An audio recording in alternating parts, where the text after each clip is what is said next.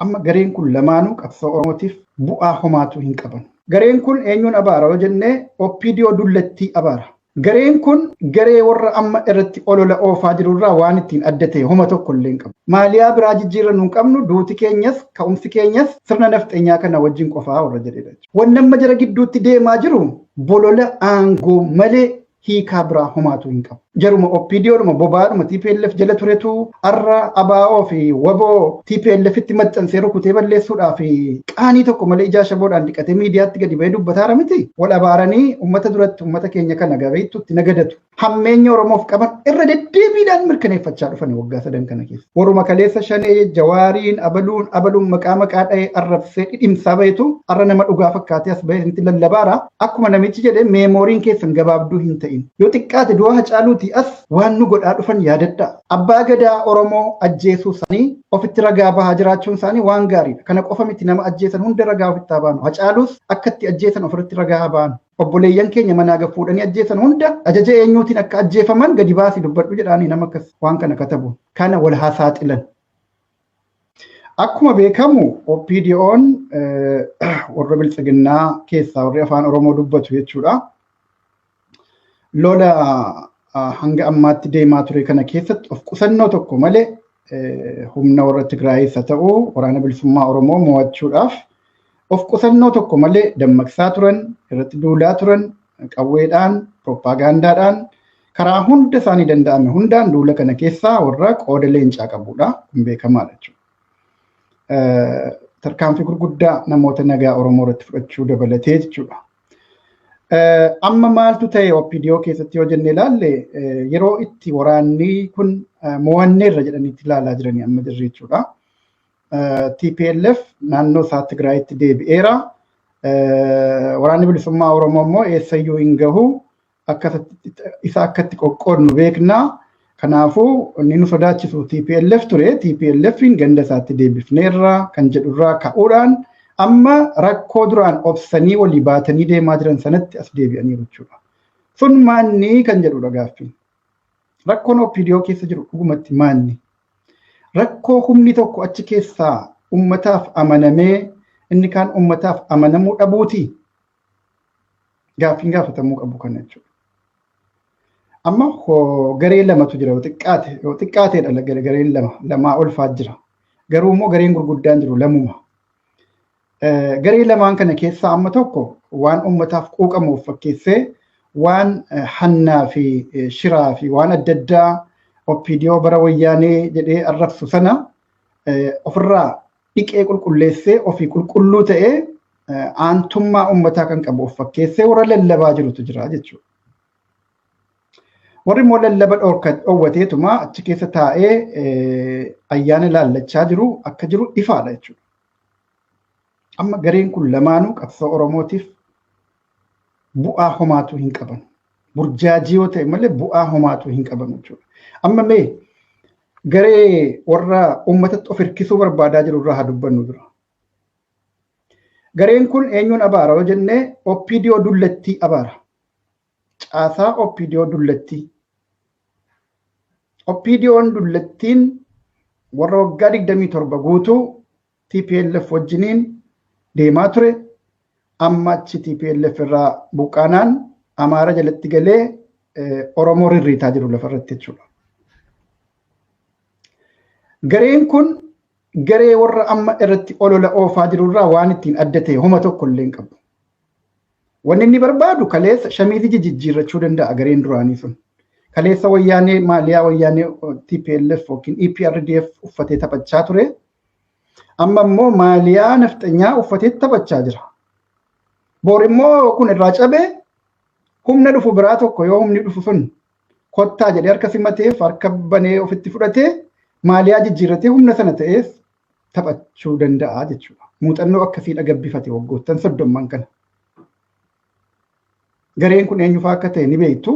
Warra keessumattuu umuriidhaan bubbule dullacha isaanii kana dabalatee TPLF keessatti warra fuula isaanii beeknu sana irra guddaan isaanii ammoo garee dargaggootaa kana keessaas warri duukaa jiru jira jechuudha. Amma jarri kun maaltu irratti mul'ate yoo jettan wanni rakkoo kana dhalche maal yoo jettan yeroo itti TPLF as dhiyaatee ture sana yaadadha. Yeroo itti shawaa kaabaa kana dhaqqabanii turan sana yaadadha. Wayita sanatti maaltu ta'e OPDO keessaa warra TPLF wajjiniin communicationii jalqabetu ture. Haqa gadi baafna jechuudha. TPLF as dhiyaataa jira waan ta'eef kaleessas gooftaa isaanii turan waan ta'eef amma yoo jarri dhufee cabsee seena ta'e maaliyaa jijjiirrachuudhaaf maaliyaa isa durii sanatti jijjiirrachuudhaaf warra of qopheessaa turetu jira. Warri immoo erga TPLF deemee booda mana hidhaatiif bahee itti makame gariinis aluma kanaa yuunivarsiitii fi bakka adda addaa irraa itti makamte kun immoo maaliyaa biraa jijjiirrannu hin qabnu duuti keenyas ka'umsi keenyas sirna nafxeenyaa kana wajjin qofaa warra jedhedha jechuudha. Maaliree Oromoodhaaf garaagarummaan jira. Warra kufnus kaanus sirna nafxeenyaa wajjiniin kaanu kaanee owwaalamna jedhee Oromoo loluu fi warra kaleessa waggaa 27 guutuu meeshaa namaa ta'e Oromoo lolaa bahee arrammoo maaliyaa Amaaraa jijjiirratee Oromoo lolaa jiru bor yoo kan biraa dhufee isa sana ta'ee ammas Oromoo loluudhaaf qophii xumuratee jiru qophaa'aa ta'e gidduu garaagarummaan homaan jiru jechuudha. Kanaaf wanni amma jara gidduutti deemaa jiru bolola aangoo malee hiikaa biraa homaatu hin qabu. Kana jala muraa hubadhaa. Namoonni baay'een asirratti shawwadamaa jirtu. Bolola aangoo qofa wanni jara rakkisee walitti jara deebisaa jiru. Tokko ni haaraan sirna wayyaaneetti waa dhahanii waa maxxansanii rukutanii ofirraa balleessuun faashina yeroo ammaa kana beekamaadha. Maali adda bilisummaa Oromoo caalaa waraana bilisummaa Oromoo caalaa diinni TPLF jira. Waggaa 30 meeqa. Jaruma OPDOdhuma bobaadhuma TPLF jala turetu arra ABO fi WBO TPLF itti maxxansee rukutee balleessuudhaaf qaanii tokko malee ijaa shaboodhaan dhiqatee miidiyaatti gadi bahee dubbataara miti. Kana caalaa maaltu jira? Kanaafuu walii isaanii immoo wayyaaneetti ol maxxansanii rukutuun too easy baay'ee salphaadha kun jechuudha isaaniif. Waan waliif fakkaanne iyyuu poolaarii waan tokko bantii kaabaa tokko bantii kibbaa jiru walitti fidanii walitti hodhanii rukutuudhaaf iyyuu tattaaffii agarsiisaniiru yaalii akkanaa agarsiisaa jiran waan ta'eef walii isaanii keessaa warra waliin taane warra wal qabee jiru kana jechuudha barcuma irratti waan biraa miti beekamu. Warra akkasii immoo fuudhanii TPLF wajjiniin kaleessa turte waan ta'eef jedhanii wal abaaranii uummata duratti uummata keenya kana gabeettutti nagadatu. Nuti Oromoodhaaf aantummaa qaba jedhaniiti shaneenis Oromoof hin taatu wayyaaneenis Oromoof hin taatu kan Oromoodhaaf ta'u nuyi faradoo nafxeenyaa amma dhufne kanadha warra jedhu kanatu amma nama dhugaa of fakkeessee warra duraanii sana rukutaa jira jechuudha jara doorsisaa jiran jechuudha. Jarri sun immoo amma maybii gaafa TPLF tarii ammoos deebi'ee dhufee dhiyaate immoo jaratu olaantummaa qabaachuu danda'a ta'a. Hin beeknu. OPDO'n garuu yoomuu OPDO'dha. Haqa walitti himna jechuudha. Koos hammeenya Oromoof qaban irra deddeebiidhaan mirkaneeffachaa dhufanii waggaa 3 kana keessa. Kanaaf waan irra dibaa tokko hin barbaachisu. Isaan keessa namni nagaan tokko jira eeyyee jiraachuu danda'a. Garuu aangoo hin qabu. Humna hin qabu. Sagalee hin qabu. Too guyyaa tokko dubbatee achumatti dhidhiinfama jechuudha. Nuti amma kan dubbachaa jirru aktaroota gurguddaa achi keessa jiran warra gateettii qabu, warra caasaa qabu, maadhee diriirfatee of jalatti qaqqabu. Beekaa hundinuyyuu raayyaa of jalatti hiriirfate qaba. Qawweedhaan hidhatee qawwee nyaachifatee warra wal qabee jiru jira qoosaan godhina. Jarri kun hundi maanni faayidaan wanti jarri irratti wal qaban haqa Oromoof otoo hin taane barcuma irratti. Barcuma saniif natu aanee. Barcuma kanaaf ati maltu kaleessas wayyaaniif ergamaa turte warra jedhuu fi warra barcuma sana qabatee ani hin gadhiisu jedhutu jira jechuudha. Jara kana wal qabaara nuti dhimma keenyaaree kun. Kamuu yoo jijjiirame Oromootti caalaa mismaara dhahaa deemuu malee gabrummaa Oromoo irratti haaromsaa deemuu malee homaa waa takka irraan eeginaa warri waan achi keessa waa cophu seetanii gola sana keessa ol eegaartanu please as deebi'aati hojii keessan hojjedha. Ifatti baasuu barbaaddu saba kana taanaan qabsoo dhugaa irratti hiriira. Diraamaa diinaarraa wal qabdee diinaa keessaa wanni nu bahu tokko illee hin jiru jechuudha. Walaa nyaatan. Kan immoo achi keessaa dhugaadhumatti sabaafan quuqama jedhu yoo jiraate mooraa qabsoo Oromootti araaramee as deebi'ee harka kennatee akka mooraan qabsoo Oromoo jettutti deemuuf yoo of qopheesse welcome. Kana irratti tarii namoonni nama mormuu danda'u ta'a. Welcome hin jedhaan garuu. Hanga dhufanii nurratti dhiibbaa gochuu hin dandeenyetti seeneffata qabsoo Oromoodhaa fudhatanii yoo kana keessatti hojjechuu danda'u ta'e dhiifama gaafatanii asa deebi'anu sabatti. Yoos namni tifoozoo ta'uuf jiraachuu danda'a ta'a. Amma garuu waldhabdee mooraa keessatti wal dhabanii jiran kanaaf ala kana teenyee warri mooraa isaaniin ala jirru warri qabsoo dhugaarra jirru tifoozoo ta'uu fi hadhaabnu hin eeginaa homaatu irraa warruma kaleessa shanee jawaariin abaluun maqaa dha'ee arrabsee dhidhimsaa bahetu arra nama dhugaa fakkaatee as bahee itti lallabaara akkuma namichi jedhe meemooriin keessan gabaabduu hin ta'in yaadadhaa sirriitti yaadadhaa waan waggaa 3 miti waan waggaa 30 baannee deemaa jirra yoo xiqqaate umurii keenya kanatti jechuudha. Fi waggaa 3 maal qabdi waggaa 3 kana keessa waan nu godhan yaadadhaa yoo xiqqaate du'a Hacaaluutii as waan nu godhaa dhufan yaadadhaa. Warruma kana dhugaan itti mul'ateeti wal dhabaa jiran yoo ta'ee fi dhugaa itti mul'ate sana gadi baasanii nutti himanu dirqama qabsoo Oromoo fudhatanii immoo haa hojjetan. Kanaa achi olola isaaniitiin hin bitaminaa hin burjaaja'inaa. Kana walitti dhaamaa walitti quba qabaachisaa. Yoo yeroo hunda diraamaa namaatiin gowwoomfamna ta'e nuti bakka kaayyoo keenya mataa keenyaa hin qabnu galma gahuu hin dandeenyu abbuma argitu miila keenya gamaa gamana harkisa jechuudha.